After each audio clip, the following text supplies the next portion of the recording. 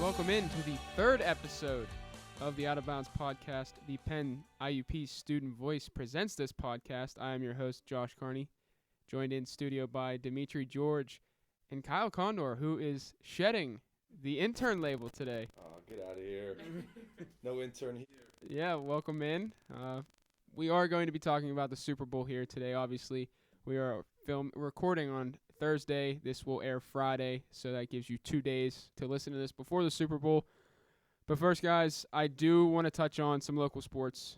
Last night, myself, Dan Wallace, Malusi Kitchen, and Mike Gosnell went on the road to the University of Pitt Johnstown to call the men's and women's Crimson Hawks basketball games, and both were quite entertaining. The first game, the women won in overtime, 85-80. Ashley Stoner, though, left the game early in the first half with what appeared to be a head injury. She did not return, so that could be a big blow, especially with them not having Lindsay Stamp.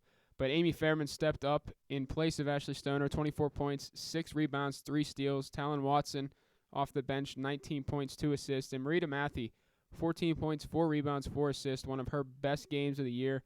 A very complete game by IUP. They did have to come from behind. They were down 12 due to the fact that UPJ was shooting the lights out from beyond the arc. But a very resilient win for the Crimson Hawks. 5 players scoring double figures in this game. Dimitri, you will have the call Saturday. This is a bit of a mash unit right now. Where do they go from here? Well, they have to continue to play hard. Obviously injuries are a part of every sport. It seems like hitting them right at the wrong time. So to me, it's all about them just coming together as a team, playing well. Because honestly, they can't make any excuses. They just got to keep playing and hopefully hope out for the best. I think they're a quality enough team that they can handle these injuries and come through the next couple of games relatively well. Yeah. It's all about them, just executing and really playing good defense, I think, and they should be fine. Yeah, you mentioned injuries are a part of every sport, but it seems that this year it's hit them so hard. Lindsay Stamp, obviously their best player, ankle injury. Ashley Stoner, the second option offensively, the head injury. Leslie Stapleton broke her nose. Marita Matthey missed 7 games with a foot injury. So this is the first time they've really had to go through this in terms of injuries, but they seem to have stuck together and come out on the right side of it. They went through a 5-game losing streak. Now they're back on the winning track. 2 games in a row they've won. They have Clarion Saturday, which should be a victory. Should be. There's never anything guaranteed in sports. But for the men, just complete domination. 91-68. This game was close at halftime, but 2 minutes into the second half, IUP really pulled away. Transfer Brandon Norfleet, 25 points, 6 rebounds, 5 assists. Easily his best game as a Crimson Hawk. Did it all. And Marcel Suburbio, 24 points, 7 rebounds, 2 assists. Scored his 1,000th career point in this game. Now has 1,014 career points for IUP. Sits 27th all-time on the list and will climb as there is plenty of time left in this season. But Dimitri and Kyle, this was the best game I've seen IUP play at both ends of the floor. Devon Cottrell, who is 6'7", was matched up against UPJ's tallest player, Ian Vescovi, who's easily 7 feet tall, and held Vescovi to 13 points. Rejected him numerous times, and Cottrell pulled down 8 rebounds over Vescovi. So complete domination, both in the paint and just outside the arc. I was very impressed. But again, this storyline is Suburbio. Just 1,000 points in his career. I mean, it doesn't happen very often, especially in college basketball. For Division II, yeah, you're going to have players stay for 4 years, but injuries play a factor. But he's stayed healthy, and he's really – his game has matured here in the past few years. His freshman year, he was all over the place, but he's turned into a defensive force. He can knock down outside shots offensively. He can get to the paint, draw fouls. He can do it all, and I hope he goes on to the professional ranks. But we are going to move on to Division I basketball now. A big game earlier in the week, Michigan State on the road at Iowa without Adrian Payne and Brandon Dawson. And guess what? Michigan State pulled out the win, 71-69. Keith Appling, 16 points, 4 assists. Denzel Valentine, 12 points, 6 rebounds. Gary Harris, very quiet in this game. But, guys, Michigan State, I think that just shows the depth that they have beating a very good Iowa team. Kyle, we'll start with you. How impressed were you with Michigan State? You know what? I mean, I wasn't impressed just because I expected it from a team like Michigan State. I'm really surprised that they've even lost 2 games, even despite the injuries. The team is just so deep, as you mentioned, that anyone can really step up, even if someone does get hurt. So, I'm not surprised that a player like Keith Appling, who's one of the better, I guess you could say veteran players in the nation, and Gary Harris, who's a top leading scorer in the nation, did what they did against a team like Iowa, who really just burst onto the scene this year. I expect Michigan State to keep rolling. They probably won't lose many more games throughout the season, and Michigan State is probably going to, head into the tournament doing big things. So. Kyle, what about not having Payne and Dawson? I mean, that's pretty big, too. Your best big men, and you go on the road. Iowa doesn't have an answer for those 2 down low, but still being without 2 of your better players is tough, especially on the road. I mean, that's where I'm impressed. They don't have Dawson for 4 to 5 weeks. Payne has missed numerous games. Gary Harris clearly off, but Michigan State, I mean, I did not expect them to win that game. I mean, when you have a coach like Tom Izzo, he can have his team adjust to things like that. It's really he's dealt with it. He's been there for years now. It's not like he's never had a team that dealt with injuries. So when an injury does happen, I'm sure he's able to, keep his players focused, tell his players that are filling in for players like Payne, what they're supposed to do and where they're supposed to be, tell them, that they're not necessarily taking Payne's role, but they need to do some of the dirty work to back up Appling and Gary Harris. Dimitri, do you agree with that? Yeah, and I do. Here's my thing. I'm not as high as Michigan State. I think as I know Kyle, you are. You think they're going to win the national championship. Carney, I don't know. Right now, with the injuries, you're second guessing. Not second guessing. I hear everything Kyle is saying. I completely believe in Michigan State, especially with Tom Izzo at the helm. But there's a team out west that I'm so impressed with. Arizona. I mean, Arizona's loaded. Here's my thing. I think in terms of this game, we're talking about this game, yeah. I think it was a great response by them after coming off that tough loss against Michigan. They have every reason, to drop the ball and have a little bit of a lapse. I would have given them a pass if they lost this game. Because, it was an emotional game, a rival, and you go on the road to, as I mentioned, an Iowa team who's good, young and upcoming, and, maybe, it's interesting to see what they might be able to do coming in a month or two. But, to me, with this Michigan State team, it's all about, to me, Keith Appling, whether Payne's in there, Dawson, Gary Harris, they go as far as he takes them, to me. I understand he's not going to get all the headlines. I mean, trust me, he's noted. Everyone knows him, but, he's not going to fill up the stat sheet with a lot of points. He's going to facilitate the offense. He's going to grab boards, be scrappy. So to me, putting up 16 points against Iowa and a gutsy overtime win for them, I think speaks volume of his character and that, Tom Izzo being able to get his team prepared after losing to Michigan. Yeah, and I was disappointed with Gary Harris, especially with, we mentioned all these injuries, and Gary Harris was just a no-show. But credit goes to Fred McCaffrey as well, though, the coach of Iowa. He had his team ready to play. He wasn't making excuses after the game. They just lost. And outside of Roy Devin Marble, 21 points, 5 rebounds, they didn't really get much contribution from anyone else on the team. He's easily their best player, is a very, very dark horse for potential Big Ten Player of the Year. He's been doing it all this year for Iowa. But outside of him, no one did anything. Aaron White was the next closest, 10 points, 7 rebounds. And that, as a low-post player against a team that's depleted up front, that's not good enough in my opinion. Kyle, would you agree with that? I would, and I'm going to bring Tom Izzo back up again. It's a coach that watches film and has been doing it for years, like Tom Izzo, that's going to make sure that player does not do what he's been doing all year long. So Yeah, that's fair. Now we're going to move on to a player that's really stolen headlines. And Kyle, I'm sure you're going to enjoy this segment. Doug McDermott of Creighton, 39 points against St. John's the other night. The game-winning three with 2.5 seconds left. Now moves into 18th place all-time in Division I scoring. On the year, averaging 25 points per game, 7.1 rebounds, and 1.7 assists per game. Kyle, the floor is yours to make just the campaign right now for Player of the Year for Doug McDermott. Josh, I know you're really high on players like Marcus Smart and Stauskas and things like that, but it's a player like Doug McDermott who's been doing it for years, and he does it all, really. Mike Krzyzewski said last year that Doug McDermott scores 90% of his points before he even gets the ball, and that's like a coach's dream.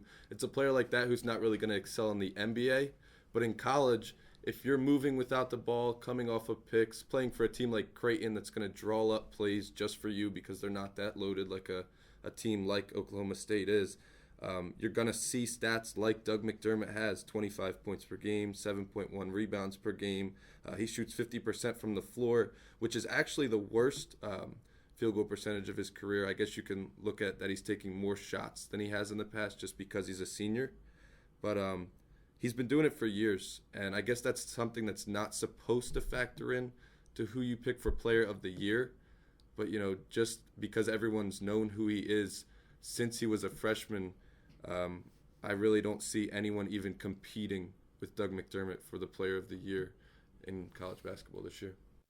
I want to get back to a point you made. You think this won't succeed in the NBA. Usually doesn't. I'm going to make a comparison to a guy. Uh-oh. What? Say Hansborough. No. To a guy like Mike Dunleavy, who was a good outside shooter in college, moved around without the ball very well, which is what McDermott does. Now, what? Go ahead. Kyle, you are a Boston Celtics fan. What about coming and playing for Brad Stevens, who you're very high on? That's different. If he does, I'd be delighted if he were to get the opportunity to play for the Celtics, but the chances that happens are slim. There's few coaches in the NBA who coach the college style, and those are the coaches who never really flourished in the NBA. Brad Stevens, Popovich, just to name a couple. If he gets the opportunity to play for a team like that would be great. Kind of like how Tyler Hansborough played for Frank Vogel and excelled more than people thought he was going to, because Vogel is another one who wasn't an NBA star. Now Hansborough is struggling in Toronto. He is. So if Doug McDermott gets the opportunity to play for a coach who coaches more of a college style, he could excel. What would be your ideal destinations? Top 3 for him. Like for him to succeed, or where I think he's going to end up? For him to succeed. I guess you say Boston. And the other 2 that we've named are San Antonio under Popovich, and then Indiana under Frank Vogel. Could you imagine Dougie McDermott on either San Antonio or Indiana right now? Unbelievable. I'll tell you something. Popovich will use him in some way. Oh yeah, he'd be the next. This could be a huge stretch, but he'd be one of those crafty scorers that just irritated the crap out of people like Manu Ginobili. I hate comparing one sport to another, but he's going to learn from Tim Duncan like Aaron Rodgers did from Brett Favre too. Yep. And Tim Duncan doesn't make many mistakes, but at this age he does. So he'll learn what not to do that Tim Duncan's doing at this age. We're just fantasizing here, so I won't go on too long about him playing for the Spurs. But that would be something. That would be really cool, and he could definitely slip to a team like that because coaches don't think he has NBA potential. Now, if he continues to go off here in the second half of the season, I could see him rising up draft boards. I think it would be a mistake. If he has a Steph Curry I see a lot of mock drafts right now that they have him penciled in between 14 and 16, which is where it's teams like the Nets. I think I saw the Wizards. I don't like those destinations.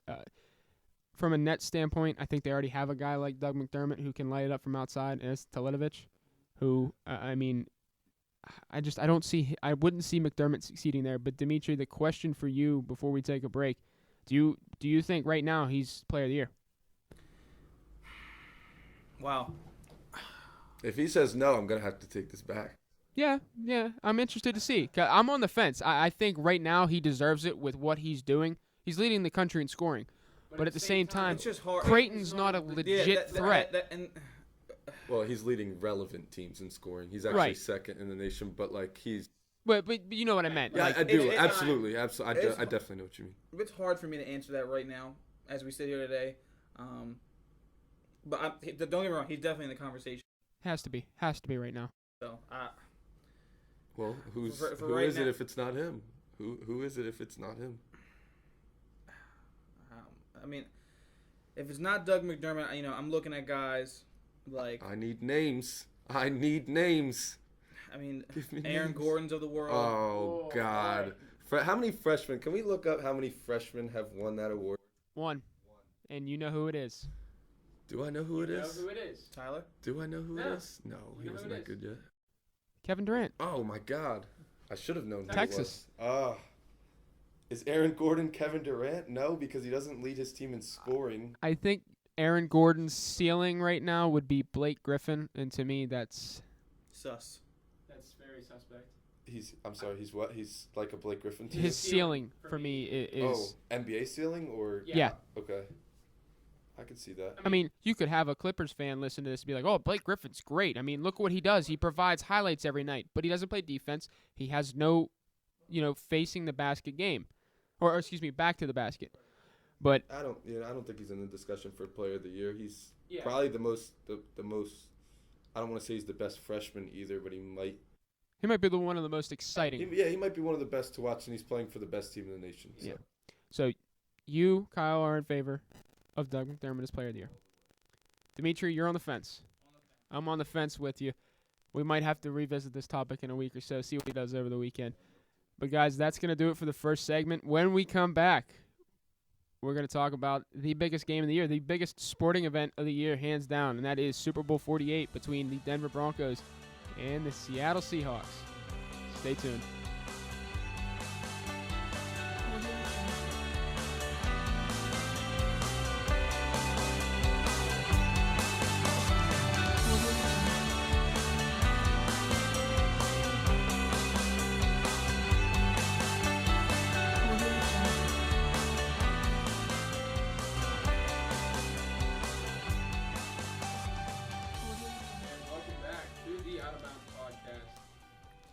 Before the break, we would be talking about Super Bowl 48.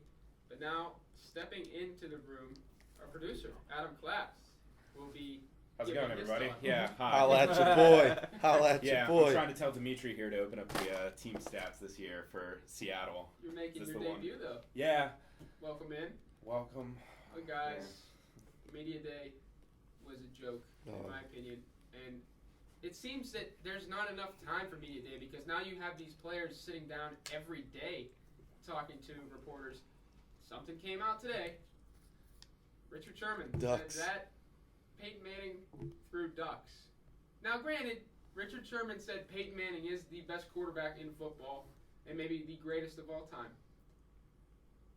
But Manning had a rebuttal today. Kyle, do you recall exactly what he said?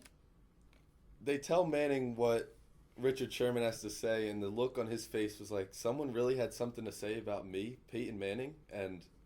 Like, are you kidding me? Yeah, it was like an are you kidding me thing, and then he goes on to say, yeah, I mean, I throw ducks. They're yards and touchdowns ducks. And, like, the way he said it, it was like the 30-whatever-year-old Peyton Manning trying to say, like, a kid lingo, which is that someone throws ducks, and I don't even think he's ever heard that before.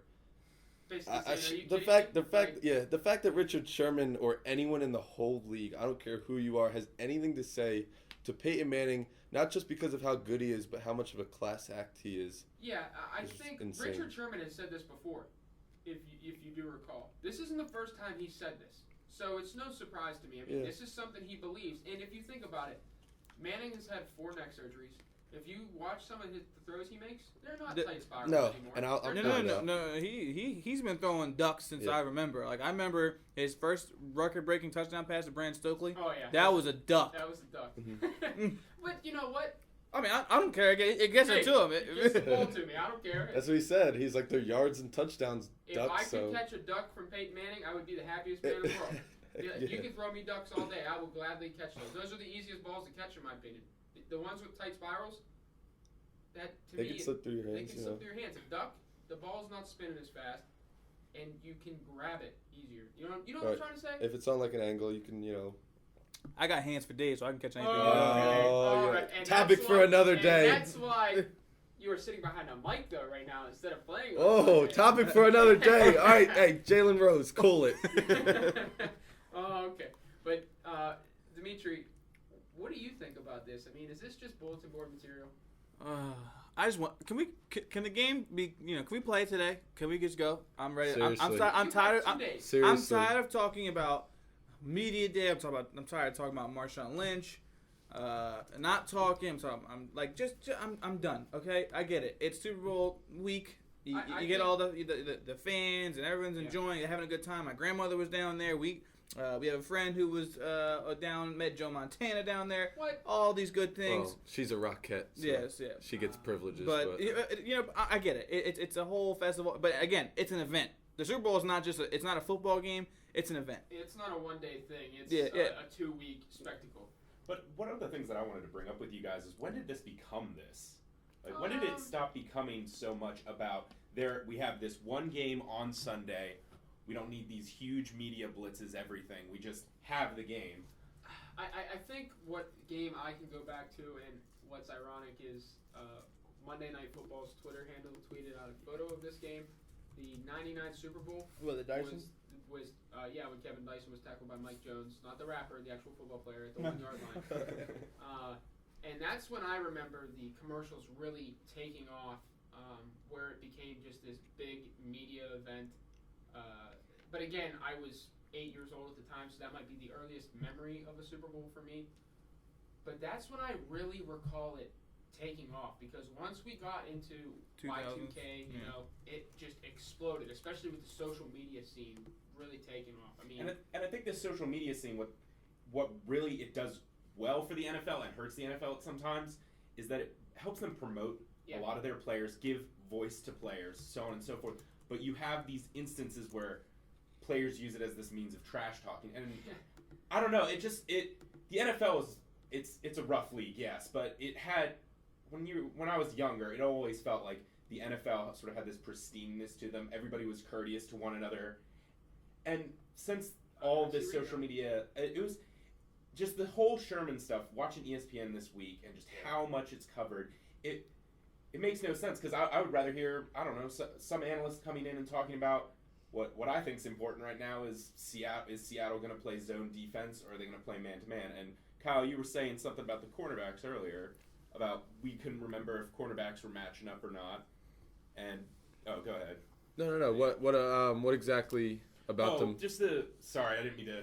That's all right. Go ahead. But one of the big things that I think is important about this Super Bowl is the Seahawks. If I remember correctly, I've only watched about 2 games of theirs this year. They play mainly a zone defense, correct? Yeah. Well, they'll put Richard Sherman on the best receiver. On their top receiver. So who does he choose then? What they do is they make it into they split the field. Okay, Richard Sherman plays man on one side of the field. The other side of the field they play a zone. Yeah. Okay. Because you're not going to want to have Walter Thurman and Justin Maxwell matched up man to man on, say, an Eric Decker or Wes Welker, or like in the NFC Championship game. There's like a million receivers. It was Anquan Bolden that was on the side of the field, and Vernon Davis, and that was a zone. Okay. Yeah. They're going to take Sherman and put him on the top receiver, who I think is Demaryius Thomas. So I think they're going to stick to what they do, and they're going to split the field in half. And the only reason I ask this is just I very much enjoy the Broncos team this year. Probably my top team. Peyton Manning was my starter for fantasy, so I had a great year. There you go. How many points did you get from week 1? Here's the greatest thing. Week 1, I chose Andrew Luck over him. There you go. Yeah, good that job. was the Good job. Yeah, I'll admit this on air Good now, job. but I started Andrew Luck over Peyton Manning Did you week lose? 1. I hope you lost. No, I won by a couple points. Mm-hmm. Andrew Luck still had a good week that week, Yeah, but he did. I've watched Peyton Manning just pick apart zone defense after zone defense after zone defense. And I was talking about with a fellow member of this podcast, Goose, just about this, how when you were watching that Patriots game, it was terrible. It was terrible. surgical. Yeah. I was on the phone with my father, who's a longtime Patriots fan, and it was just utter feeling of incompetence, is I guess what he expressed. Fair. That like he could not believe how precise Peyton Manning was picking it off, and then for Sherman to name this duck thing this week is just so ridiculous to me because we've been watching these just, as you said, surgical strikes by all of the Denver offense, and I think they are by far just such a dominating force this year. They are. I really cannot. I made the argument to Goose. I really cannot see Seattle winning this game. See, we'll get into that. And We'll get into that. We'll get there. Historically, the best defense against the best offense. But the best defense is 12-3. We'll get there. So we will get there. That'll be our final segment. But it's a good segue into what you were just talking about. Key matchups. My key matchup is going to be James Carpenter, the left guard for Seattle, against Terrence Knighton, a.k.a. Pot Roast. Terrence Knighton is playing for a job. Okay? He's an unrestricted free agent who was on a bottom-level contract. Okay? He was given a one-year deal because he was being reunited with Jack Del Rio, who drafted him when Jack Del Rio was the head coach of the Jaguars. He has been a force in the playoffs. James Carpenter, not so much. To me, he's been borderline bust out of the University of Alabama. He got overdrafted. He wasn't a first-round pick. He was a third or fourth-round pick, in my opinion. Seattle's offensive line, not that great. If you take away the left tackle and replace Russell Okung, Max Unger. Let me help you out there. Seattle has allowed Russell Wilson to be sacked 44 times this year. Exactly. I was just looking at that. That is third in the NFL. That's bad. That is yeah, third. that's what I mean. Their offensive line is a bit overrated. And if- I got to get in Peyton here. Manning, he does not get that pressure ever. And I don't- He sits in that pocket. I gotta get in this conversation right now. I got to. Kyle, I remember you were talking about you don't think that the Seattle Seahawks are going to be able to get to Peyton Manning. Am I correct? Right. Here's my thing.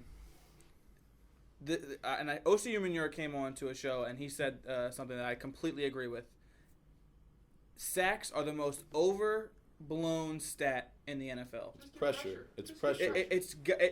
It's not about. I know what Peyton Manning got sacked. What, He deals 18? with it 18 times all season. That's Peyton best. Manning is not as bad as Tom Brady when you get pressure on him. But I'm telling you right now, Peyton Manning's a magician. He's a machine. It's boom, boom, boom. Like it's all in his head. I mean, it's annoying to watch how freaking he's just doing it, and it's just second nature.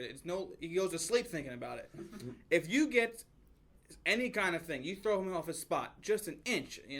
Anything to knock off his rhythm, his timing with the receivers, it's going to affect him. Peyton Manning doesn't like to hold onto the ball at all. He's the complete opposite of guys like Aaron Rodgers, Ben Roethlisberger, guys like moved around and want to play a little backyard football. It's a system, it's a rhythm, it's timing, it's all it is. Seattle, I think, is going to be able to take advantage of some opportunities. I think they'll be able to. But I won't surprise me if Peyton Manning says, you know what, if you want to play this pass defense, you want to drop your two safeties back, we're going to run the ball with no Sean. But here's my thing. I don't think they are because that screen. They've been using that all year. But to me, I think the Seahawks will get pressure on Peyton Manning. And you know what? I'm gonna piggyback. You were talking about Pot Roast, and I completely agree. He is the key to stopping Marshawn Lynch. If he does not eat up the gaps, and lets the Paris Leonard and those linebackers, Danny Trevathan, run free, they're gonna have problems to stop in beast mode. Mine is he's talking about the middle linebacker and the quarterback. So I'm saying, going back and forth as a chess match. I think the middle linebacker, so to speak, for them, Seahawks, I'm talking about, is Earl Thomas. Earl Thomas. Yeah. What they like so to speak. Okay. Yeah, the quarterback of the defense. Yes, would be I Earl want to Thomas. say Earl Thomas because they like to play that single high safety. They want to bring down Cam Chancellor in the box. Earl Thomas, easily the best safety in football. He has the most range for a safety in the game. So what I'm seeing is I'm thinking it's going to be him and Peyton Manning all day, and I think Earl Thomas has the range to get from hash to hash, sideline to sideline. To me, he is the X factor. If Peyton Manning can take advantage of him, because I think he will take shots at Earl Thomas, he's just going to do it. Peyton Manning's going to do it. Peyton Manning's not afraid. No. Which is why I think he's Earl Thomas. I mean, that's not going against any other receiving cores in the game, but Peyton Manning probably has the best one. Earl Thomas can't be where Eric Decker, Wes Welker, Julius Thomas, and Demarius Thomas are at all times. And I'll wait till I give my X factor, but they definitely do. I'm telling you right now, if the ball's in the air, no matter where Earl Thomas is, he's gonna make an impact. Yeah. I see Peyton Manning throwing it underneath or to like a bubble screen to Demarius Thomas like they have all year. Demarius Thomas lives off of that screen. I'm telling you right now, that secondary of Seattle can tackle. They're probably one of the best tackling secondaries. They are. I think if Brandon Browner is healthy and not suspended and in this game, this is an easy decision as to who wins this match. Well, what about Von Miller, who is much more important than I think you can Browner. Shift blocking towards Von Miller because they don't have a threat on the other side, in my opinion. Sean Phillips had 10 sacks. Yeah, but Sean Phillips is not Von Miller. I'll tell you something. If you look at this game, I read something today, and I agree with it. Michael Bennett, Cliff Averill, Sean Phillips. Guys, no one even talked about when they were signing free agency. And they had huge impacts on the team. I think... I think people were talking about Cliff Averill. He was the best defensive end available, but no one wanted to pay him what he wanted. And he kind of just fell off the radar. Because Seattle got lucky. Yeah, now he's on the best, defense in the league. He's so a terror off the edge. He's not complaining. I mean, I guess he. I think he's on a 2-year deal. Is that what he? He's on a 2-year deal. Think I know so. Bennett signed a 1. Yeah, I think so. I think they might have both got ones. I know Bennett's going to be going. There's a rumor. Well, not a rumor. The Bennett brothers, Martellus and Michael. Chicago. If Cliff Averill got a 1-year deal, he's getting paid after the Super Bowl. So I expect Michael Bennett to get like a 6-year deal. I said my matchup. You said yours. What's yours? I mean, I'm going to go with the obvious one here, and that's Demarius Thomas versus Richard Sherman, who's been yapping since he came out of the womb. Richard Sherman has a lot to say about what he's done this year, but I've been looking into it. I'm waiting. I've been looking into it pretty deeply. Richard Sherman has only faced one receiver in the top 10 in the NFL in terms of yards. That receiver is Andre Johnson, who is 32 years old. That is the only receiver that Richard Sherman faced in the NFL in the top 10 in terms of yards this season. And what did Andre Johnson do to Richard Sherman in that game? He had 9 catches for 112 yards. So far, the only top 10 receiver that Richard Sherman has faced this year shredded him. Demarius Thomas is better statistically in every category than Andre Johnson. He's younger, he's bigger, and he's faster too. I think that Richard Sherman gets shredded by Demarius Thomas. I think it's so bad in the first half that they have to switch the matchup in the second half, and that doesn't happen a lot. Really? Yes. You think Demarius Thomas is going to shred Richard Sherman in one Who half? has Richard Sherman stopped this year? And you could say Jimmy Graham, but other teams stopped Jimmy Graham. Jimmy Graham either had great games or awful games. Yeah, but Jimmy Graham was shut down single-handedly by Sherman. And didn't Aqib Talib shut him down single-handedly too? Who's left the game in the second quarter. I mean, the New England Patriots shut him down single-handedly too. But that was game plan in the second half. They had 2 guys on him. I see. Jimmy Graham does not run. What's it, a 4.3 that Demarius Thomas at 6'3" runs? High 4.3, sub 4. Yeah, so Graham runs a 4.6. He has not dealt with the 4th receiver in the league in terms of yards yet this year, and it's going to be a nightmare for him. He has not faced a Calvin Johnson and A.J. Green. Well, when he faced I'll say Antonio Brown. He's not faced a receiver like that. That's going to just burn him. When he faced Calvin Johnson, he held him to 3 catches for 46 yards. Not this year, but yeah, last year. not this year. When Calvin was having the best year of his career easily. I see your point about Andre Johnson, but he had a pick 6 to win. Yeah, that's cute. I mean, he was probably he was probably out of place like he was on all other 7 of his interceptions this year. Come on. You know what? I have watched probably 6 or 7. I watched 6 or 7 of Seattle's games in the regular season, and I cringed every time Richard Sherman ended up with the ball in his hands, because it seemed as if he was just there on an overthrown ball every time. I mean, and they don't throw his way, so I guess that is something that you need to look at, why he doesn't get picks on his man. But they did throw his way when he faced a top 10 receiver, and he got shredded until 1 pick at the end of the game, and that's cute how he decided to make it look like he did something after getting torched. That was cute. He had I like 2 that. interceptions in that game.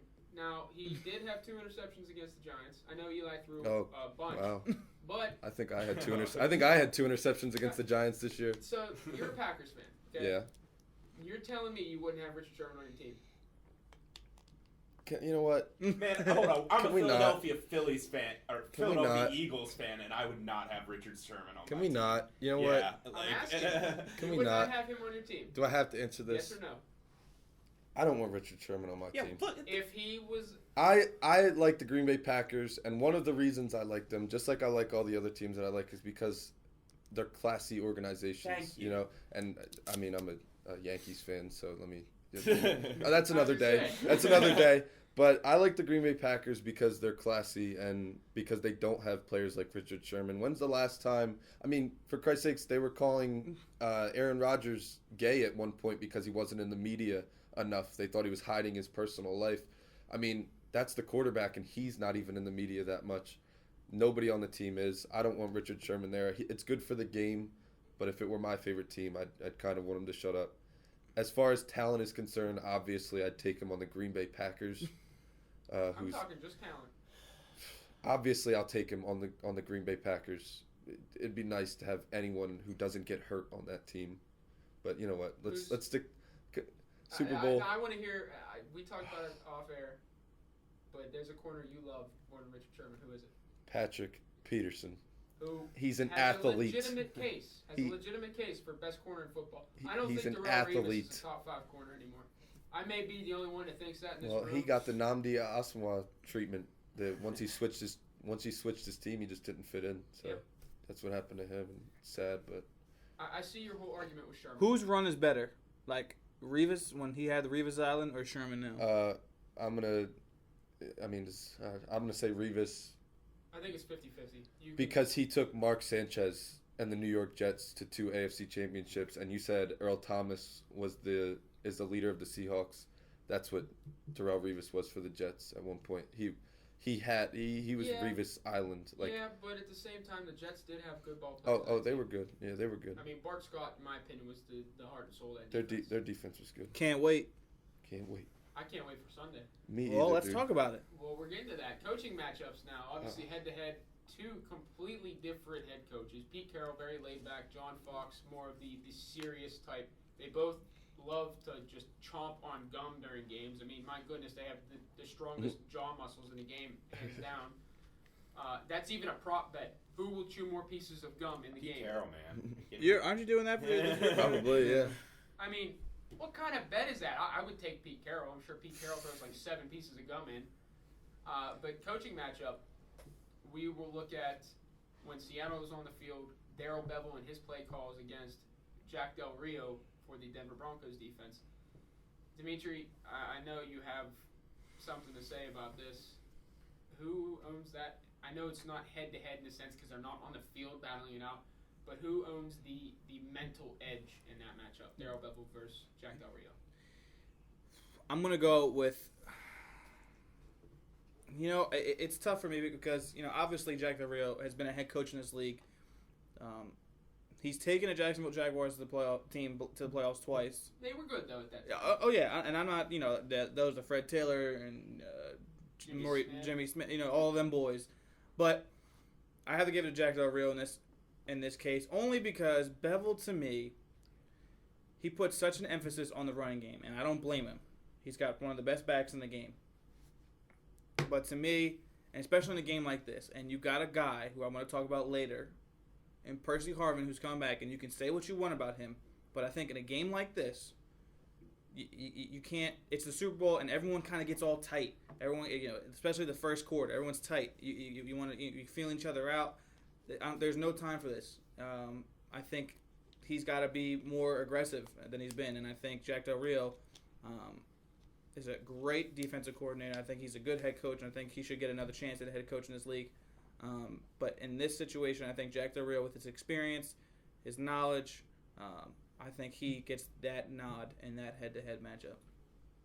Kyle, we're going to switch it up now and look at Denver on offense against Seattle defensively. So that would be Dan Quinn for Seattle against what they say is Adam Gase when we really think is Peyton Manning. I mean, he must be doing. Go ahead, Josh. He gives him I thought it was I thought I read somewhere. I want to say I read this on Grantland a couple weeks ago that he's Three given plays. 3 plays. Yep. Three I read it on plays. Grantland, too. Choose the 3 plays. What is it? Usually there's an option. There's a run. Yeah. Something else Yeah. in there. He must be doing something right because teams are going after him to become a head coach Which is next year. surprising, So and I think a bit overblown. I mean, look at it. Jim Does- Caldwell was did we- Peyton's offensive coordinator. Sorry to ask. In that Grantland article, did they say he chooses like a set and then Peyton calls that set, or is it that he gives him the 3? There's and then, 3 different plays, Oh. 3 different complete setups, and then Peyton comes out, surveys the defense, Yeah, and then puts his team in the correct. one of those 3 yes, sets. one of those 3. And they're that he just wants to run. they're 3 different packages, right? Yeah. Okay. Omaha. Yeah, Omaha, yeah.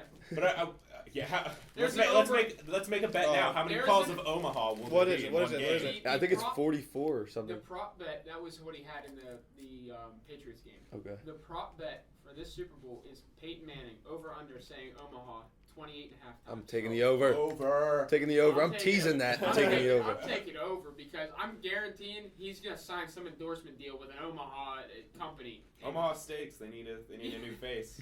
He's gonna say well over So- 28 times. So Who are you taking? you in guys the beat me to the punch, really.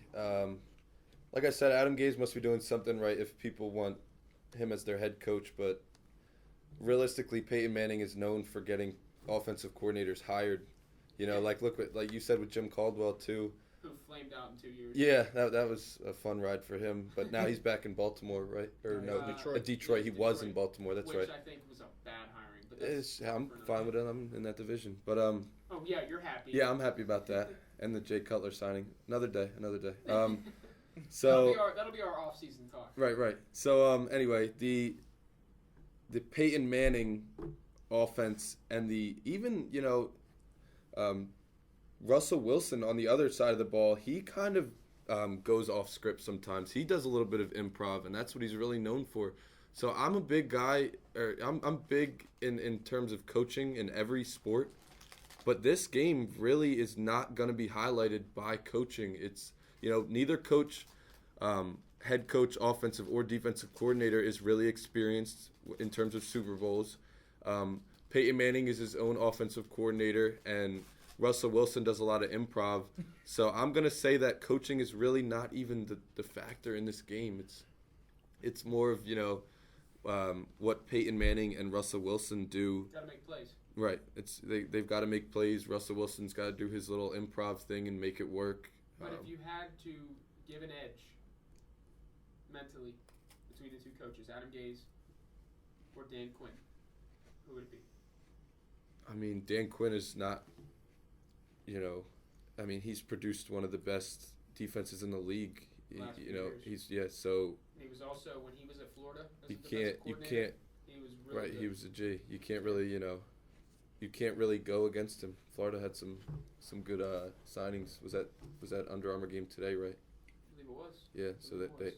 a lot of guys are going to Florida, but Now, anyway, we, I'll take the I agree with Seattle's D. I think it's obviously Seattle's D in that. But again, they have the best quarterback. One of the best quarterbacks ever played the game. Facing. And a quarterback who reads defenses like a textbook. Which is kind of scary. Like, insanely scary. Insanely scary. To me, I know, Adam, you were talking about whether the Seahawks are going to play man or zone. And I'm more specifically talking about with when they're going against these Right. Wes Welker and Yeah. Demaryius Thomas, I think, are the big problems. Yeah, no, but here's my thing. To me, the teams that have the most success against Peyton Manning are the ones that really show they show one defense, and then the play clock moves down, and he moves around, yells out Omaha, moving guys around, and then their defense switches, and they really play. They'll audible with Peyton Manning, but that's not how Seattle plays. Seattle is they're kind of hard-headed. Like, they're going to be like, all right, we're lining up, and we're going to play man-to-man across the board. We're going to punch you in the mouth, and that's what we're going to do. I love that. Oh, and I don't mind it either. That But reminds me of the old school Steelers. And the new school Steelers. The 70 Steelers. The 70 Steelers. They kind of adapt. 05 when 05 was the smash mouth. Yeah, no, this is that our was defense insane. right here. Porters. Yeah, 05, but when they played Peyton Manning in the playoffs, I remember watching, NFL films and all that. I hear Joey Porter saying, he gonna audible, we're gonna hold it, and then we're gonna go, and we're gonna get back, and it was just, you kind of gotta play mind games, like I said. It's a choreographed dance by both teams. Yeah. That's why this game is going to be as special as I think this as is one we're of the expecting. greatest Super Bowls of all time. Yeah, and it's definitely going to break the 111.3 million viewers. It's gonna shatter. I say we get to 120 million viewers. It's going to shatter. It's gonna set that bar way above any other game that's ever been. And Richard Sherman, who's fitting. got the game this year? CBS, right or no? Fox. Fox. It's gonna be Buck and Aikman. Fox can thank Richard really? Sherman. Fox can thank Richard Sherman for some extra viewers. I'll tell you that. How about this? How fitting would this be? Peyton Manning is known to throw game-ending pick sixes in the Super Bowl. How fitting would it be if Richard Sherman returned the game-winning interception? Returned it Can we not for the talk win. about that? Yeah. Can we not? Peyton Manning's not. Hypothetically. Do Do you remember Tracy Porter returned one? for the win against? There was like 30 seconds to go. Okay, yeah. It was the That was Saints. that was in the Super Bowl that he lost. How fitting would that be? That's storybook right there. I don't know. That would give Manning's legacy a black eye because it would happen twice in the Super Bowl. I still think he'd be one of the greatest quarterbacks of all time. Yeah, obviously. And that's my next question, really quickly: does Peyton Manning need to win the Super Bowl to solidify himself as the greatest quarterback of all time? Nope. Simple as that. No, Where not would at you all. rank him? If you were to lose, where would you rank him? If he wins, kills me to say this. If he wins, he's the best quarterback of all time. If he loses, he's behind Brady and Montana at third. People want to say that Brett Favre's ahead of him. No. He's not. He only made it to 2 Super Bowls and leads the NFL in all time in interceptions. He also leads in yards and touchdowns. But Peyton Manning's right there behind him. By the end of his career, I hope at least that he'll be around for another 2 seasons at least. He's only 17 touchdowns behind. Yeah, Favre. and 4 years, and he has 4 less seasons than him. So it's that right there. Just he's if he wins, he's number 1. If he loses, he's number 3. I'm the same way, and I'll say he's number 1. He's number 1 if he wins. He's number 3 if he loses. The reason I'm saying number 1 is he'll be the first quarterback to take 2 different teams to the Super Bowl And win. And win. To me, the Peyton Manning, if you think about it, of how hard it is to go to a complete, he was the man in Indianapolis. The Colts were relevant because of Peyton Manning. Yep. He made guys better. He gave guys better careers. He got guys jobs. And then to completely be kind of, I don't think anyone would say it, but kind of pushed out the door by Andrew Luck. Yeah. Bill Polian left, and to go to a whole other situation in Denver with John Elway after the entire Tebow, a year after, I think it was a year after the Tebow thing, and it's just really hard to take go to Indy to go to Denver and really just put it all together in his second year after 4 major neck surgeries. But that Denver team, I think we can all agree on, was built to win before he even got there. Whereas the Colts teams, like when Manning was in his prime, they would not have been as successful if they didn't have Peyton Manning quarterback. I don't think Denver was built to win. You don't? No. They won with Tebow. Come on. Can we not? Should I bring up that they beat the Steelers like that? I love that. Oh, me because too. My father. Me too. I sat in the same room with him. And I said, "What are you gonna do if Tim Tebow beats Pittsburgh Steelers in the playoffs?" Oh, it ain't gonna happen. 316 yards. What was it? 3 touchdowns? Yeah, 10 of I had 31. I had somebody tell me that Demaryius Thomas wasn't good before Peyton Manning, and I was like, He put up 1,000-yard seasons with Kyle Orton and Tim Tebow. yeah, come on. Eric Decker never had the numbers he's had in the last 2 years with Manning, but he's still a good receiver. Everyone wants to talk. I still don't think that they were built to win. Fair. Von Miller, they're good. They're fine. All through the draft too. Yeah, they didn't have any splash. Yeah, well, Champ Bailey that they traded for, but whatever. A long time ago. Yeah, that was a while ago. But we're going to go to my favorite part of previewing any game, X Factors. My X Factor for the Denver Broncos is going to be the nickel corner. whoever that is. It could be Quentin Jammer. That was like Jarrett Bush for the Packers against the Steelers. He stepped up in that Super Bowl. He shut down. You just won't live that down, will you? Well, I mean, we're in Pittsburgh or near it. The Packers played a heck of a game. And what was that 3 Super Bowls? Jarrett Bush intercepted the ball. Jarrett Bush intercepted that pass at the end. They didn't review it because there was no need to because the game was over. But that's a nickel corner. So he was. It could be this game. It could be Tony Carter. It could be Quentin Jammer. The X factor It'd be nice. Is the Denver Broncos It'd be nice if it nickel were corner. Who you gotta stop. I know there's not a lot of weapons on Seattle's offense out wide, but Percy Harvin apparently is a full go. He's not my X factor for Seattle. Maybe yours, Dimitri. We may touch on that later. I think if Jermaine Kearse can step up and make a few key catches. Oh. What? What? Jermaine Kearse. Are we saying? I know he caught just a I think Jermaine chuck and a Kearse prayer. That was not a chuck and a prayer. That was he jumped off sides. I'm gonna throw it up. Nothing back can happen. So apparently, an X factor is a player that has only ever played one game, according to Josh Carney, he had a decent regular season. Look up his stats. He was a threat. Oh, I know he had. I've seen some of those Super Bowl catches. He had a good one against Carolina. I'm not going to name Doug Baldwin or Golden Tate because that's obvious. Yeah. Right. My X factor is a guy. So who's for? No one really thinks about, and that's Jermaine Kearse. So Jermaine Kearse in the nickel corner. That's the whole definition of an X factor. Oh no, because I'm saying those are yours. Those are my two. The nickel corner, whoever it is, Tony Carter and Jermaine or Jammer, against Jermaine Kearse. Really? He didn't even have close to a 100-yard game this year. He made big catches. He did not have more than 3 catches in a game this year. That doesn't matter. It's a guy who no one thinks about. I like that. That's cool. You're going out on a limb. I don't think I'd take that risk. I'm not saying he's going to go out and have 9 catches. Yeah, he might. So you're saying that Jermaine Kearse is David Tyree? Yes, that is exactly what I was getting to. There you go. He's not going to pin the ball to his helmet, but he's going to have a play that's going to determine the outcome of this game. There you go. I can agree with that. Dimitri. I'm sorry. I am going to state the obvious. Kind of. Peyton Manning. For Seattle, I'm going to go Percy Harvin. I have to go Percy Harvin because I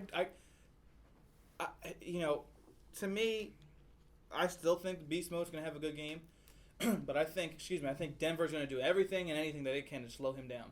So Percy Harvin brings so much to the table on offense. Just don't get hurt. And this is why they brought him here. And I know guys like Pete Prisco. Right over there. Some of them Ritz crackers are coming back to bite me. Excuse me, sorry about that, Adam. Oh yeah. Anyway,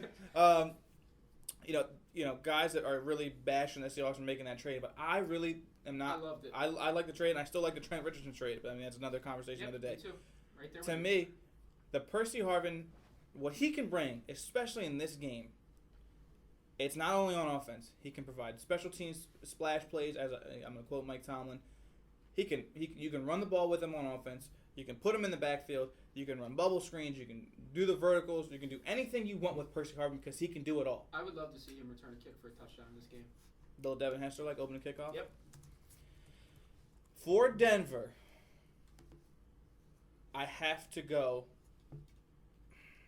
I got to go Julius Thomas. Ooh, okay. To me, I think he's going to be matched up with Cam Chancellor. They match up well size-wise. And I think he's got to win. He cannot let Cam Chancellor get his hands on him and get physical with him because I don't see Julius Thomas as that physical kind of guy. That's what I was going to ask you. Do you really do you recall him ever being matched up against a physical defender this year? I don't. He doesn't strike me as that guy that is that inline blocker who likes to block and get a little physical with him. He'll run you over. He's a route runner. That's all. He's a route runner, that's why Jacob Tammy's on that team is the block. Because of Peyton Manning. Julius Thomas, I think, was a 4th-round pick. Yeah, it was a basketball player. Yeah, and listen, he could be a good tight end. I don't know how good he would have been without Peyton Manning. We could be looking at the next Tony Gonzalez. I mean, I think he landed in the right situation. What? Who? He said Julius Thomas could be the next Tony Gonzalez. I'm not saying he's going to put up Let me numbers. just take a swig of this water over I'm here. talking- It's water, everyone. Just so you know. Athletic It's not wise. that. I'm talking athletic-wise. He reminds me of him. So you could what? Can we just I don't say, think any of us could would we- even know who Julius Thomas was if it wasn't for Mr. Manning himself. I knew who. I'm serious. I knew who he was. He's a freak. No. But so I was think in the Antonio end- Gates. So was like guys And like Antonio that. Gates had a good career until he couldn't stay healthy anymore. Sheesh. But What? Just, another day. If Jermichael Finley could stay healthy, I would be saying the same thing. Which is a topic for another day. I think he should retire. Another day.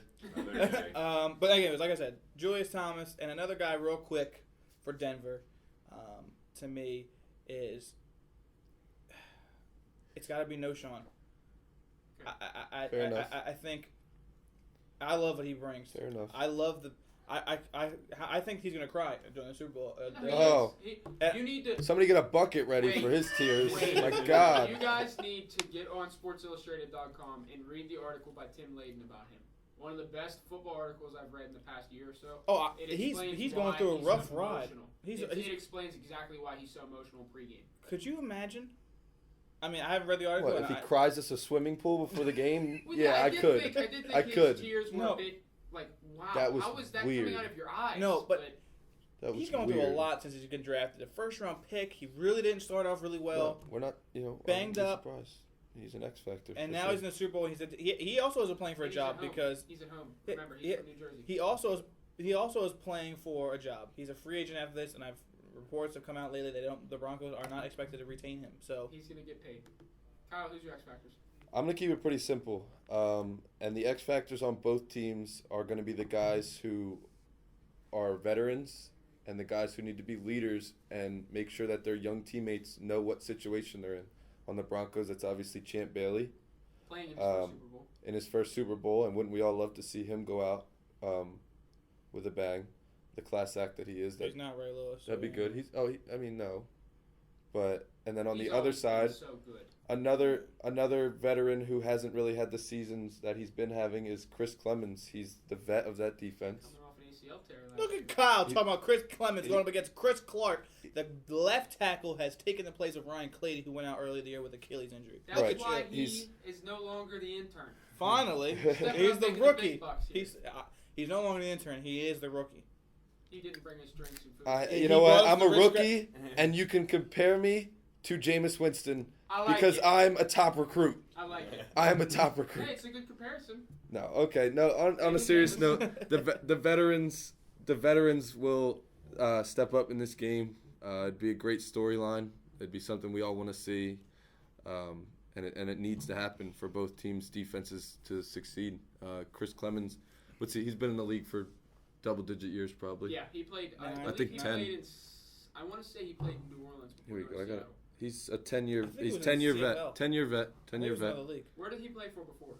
I know he was never with Seattle the entire time. Philly, Oakland, and Washington. Oh, that is. Wow. All right, that's where. Oh, He's was Philly. he's I been was around. Philly. You're right, He's been you're around right. the block and Okay. back. Philly. There Real- was another Clemens with New Yeah. Orleans. He's been down yeah. 4th Street, around 5th, and back. So Yeah. he's Fourth he's Street a in vet. Philly? Yeah, he's a I've been vet. at Fifth Street in Philly. He's a I don't vet. think you like 4th Street. Fifth He's Street, been Piano to Colum- he Piano cheats. Columbiana? He's been to Pat's and Gino's Best multiple restaurant. times. Anyways, real quick, round You made a round the big, horn. Big mistake with that saying. Round the horn. Go If ahead. you had if the game comes down to a last-second kick, who you trust, or Matt Prater or Steven Hauschka? Matt Prater's got a Absolutely. ridiculous leg. He's He's a little sick though. He's And Steven Hauschka is nothing to sneeze at. He's 33 Matt or Prater. Didn't he 35. set the record this year for Yeah, the and longest field mile goal ever? high. Hey, that don't matter. Good for him. Everything Can we it not? matters. Can we let the kickers just be them? All right, this might be the last year we'll ever see kickers be what Extra they. points. Yeah, this. You know what? Can we All right, just so leave then them? Adam- Can we leave them Is alone? Adam Vinatieri a Hall of Famer? Yeah. He Yeah. won Tom Brady like Yeah, 2 of the yeah. Super Bowls. Yeah. Guy's a Another Hall of day. Famer. Another day. Carney, take it from here. What do we got next? I got to get. Oh, Adam's you know what? Go factor. ahead, Adam. X Factor, I very apologize. clearly for me, Peyton, Manning, Russell, thanks. Wilson. They Thanks. need to perform. Yeah, thanks. If either of these teams plan to win, there's no question. I feel like it comes down to the quarterbacks and the plays they choose and the execution. Can somebody give Captain Obvious a cake? Oh, I'm just saying though, like, it may be obvious, but everybody is looking at, okay, what matters here? Richard Sherman everyone's focusing on Richard Sherman. Everyone's focusing on the Seattle defense, but we're not looking at the clear factor, which is Yes, we Russell. are. Oh, come on, Russell. I think Russell Wilson. Adam, I love you, and you're making very solid points, but we've all made them before. I don't want to see Peyton come out and choke in a big game. I'm afraid that could. I don't think he. Remember, He has a history. Remember, it's gonna be cold. This Super Bowl is literally a flip of a coin. And we're gonna Places get to are that spaces, right baby. now. Places are spaces. Prediction Like time. that segue? Prediction time to end the third edition of the Out of Bounds Is podcast. it really third? It's the third edition. Look at us. How about that? I want Right along. Adam to go first. Adam is gonna go first. I want your prediction. I think Do I know where you you're need gonna go. you need score or just winner? Score and winner. Winner, MVP. Quick. Everything. Oh, how okay, many score, How many yards? Not all that. Just go ahead. High. Denver is a high-scoring team. Seattle's a high-scoring team. I'm going to say 30-21 Denver. MVP goes to... Wow, he's freestyling right now. He's going all Cassidy on us. I always get his name wrong. How do you say it? The running back for Denver. No Sean Moreno. I Tears of joy. He is another key factor of my fantasy team, I should say. So I want to back him and just... He had a good squad. No Sean Moreno. Yeah. 30-21. So I'm recapping Denver. Adam's pick. Yeah. 30-21 Denver. Yeah. The MVP will be No Sean Moreno. Who you got, Dimitri? Shoot, I man. know Kyle's pick. I read his MVP. story that's going to go up tomorrow in the paper. I have MVP. the Seattle Seahawks. Oh, you got to be... 24-23. I have Russell Wilson in the offense down 23-17. Coming down. They're going to have the final drive. They're going to have the final drive. The How ball about will that? be in their hands. How about that? And I think Russell MVP. Wilson, the MVP, I think, will be... Give me Russell Wilson. Give it to you. Know you're going to see me Sunday with my Russell Wilson jersey on. Oh, my... I got a good jersey for you. I'm keeping it a secret. You guys will know next week what jersey I wore. Good one. I'm going to give it to Marshawn Lynch. Beast The mode. MVP. Beast mode. Mr. Media. I see him being all about that action, boss. And I see him. What did he call himself today? Didn't he give himself a nickname today? I don't know, but I know he said he's about that action, the boss. But Hey, 24-23, he's so ready. Marshawn Lynch. I'm gonna give him his stats for his stat line. Real quick. 25 carries, Whoa. 135, What? 2 touchdowns. That's... Wow. The second touchdown What'd will you be do? the game Do a winner. Madden simulation and get those stats, huh? Nah, that's just Remember something the Vegas bet against Dimitri's crazy stats there? Real You know- quick. I don't think he'll get that much. He'll get those number of carries, but 130. That's Hey, he had 140 against, I believe, New Orleans? No, Seattle. Yeah. He had 140 against Seattle. Well, Seattle he's didn't on- allow a 100-yard rusher in 22 games. He's on Seattle. San Fran, I'm sorry. Yeah. You know who I meant. Kyle, pick, Kyle. focus. You were looking up the nickname that I he gave couldn't. I himself couldn't. today? I couldn't get it. Couldn't find I it? couldn't All right, get give us it. a prediction. All right, say it. You sticking with your story? I mean, remember, I'll this stick is- with my story, and let me Okay. tell you, in my story, I said this is 1 seed versus 1 seed for just the second time in the last 20 years.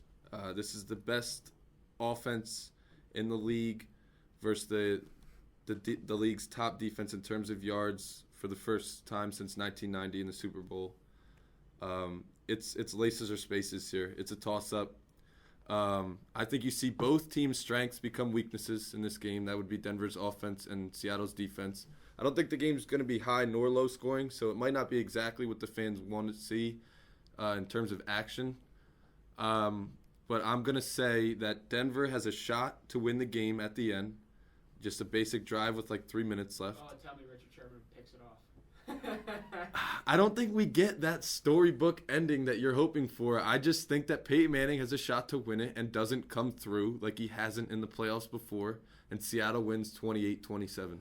Wow. Just like that. So you're saying Just like that. Peyton Are the Manning not coming through the clutch late. I have New England Patriots AFC Championship game 03. Yep. I think it was 01 or 04. No, 04 was us. What was the year Vanderjack missed the field goal? Manning drove down the field, but then went. That was Steelers. That was then Steelers. couldn't 05. convert a third down and had to settle for a field goal. That was 05. That was the better I said what year? I knew who they Yeah, played. 05. He's he's not. Well, he played like garbage in that game. It shouldn't have been a game. Troy Polamalu had an interception, and Bill Levy. So Marshawn Lynch called himself SR today. So ready? Stay ready. Stay ready. Okay. At least he said something, right? Yeah. At least he doesn't have Michael Robinson giving him Seattle. nicknames. How many Skittles are gonna be thrown at him? 9 million. Over under. Over under.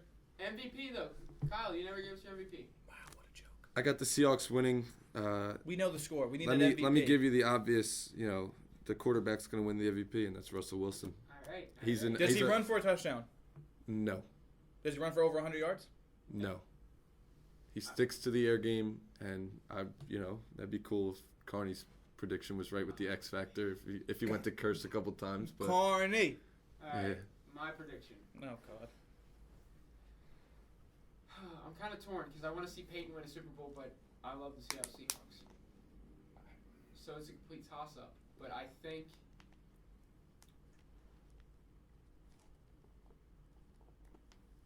Seattle.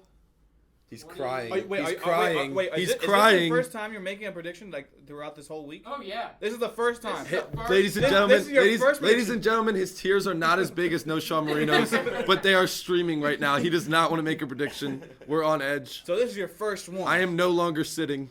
This is my first prediction. The spread is Denver -2.5, and I'm taking Seattle -2.5. But I think Seattle wins this game 27 to 23. 23. Yeah, and I think my MVP. Don't say curse. No. Come on, man. Seriously, I got more credibility than that. No, you do. This guy knows his stuff. Let's go. Woo! Shots fired. He said, "Who do I sound like?" Now, Shots fired. I'm gonna say my MVP, Defensive What's player. he talking about? defensive player. How many times did that happen? I know Dexter Jackson did Dexter it. Jackson, Super Bowl 2003, Tampa Bay Bucks. Yeah. And then I believe that's the last one I can remember. I think that. That's I the can't last one I can remember. Look that up, Kyle, real quick. What? How many defensive players have won the Super Bowl MVP? MVP is going to be Earl Thomas. Who won it for the Bucks that 1 year? That was That Dexter. was Dexter Jackson. I'm going to take Earl Thomas in this game. Oh, you're gonna take my matchup that I thought. He's going to go head-to-head, and I think he's going to win the head-to-head matchup with Peyton Manning, which is very, very rarely happens. But I do think Peyton Manning throws for over 275 yards, 2 touchdowns.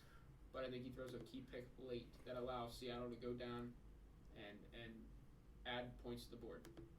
So, 27-23 Seattle, MVP Earl Thomas. 7 Super Bowl MVPs were a defender.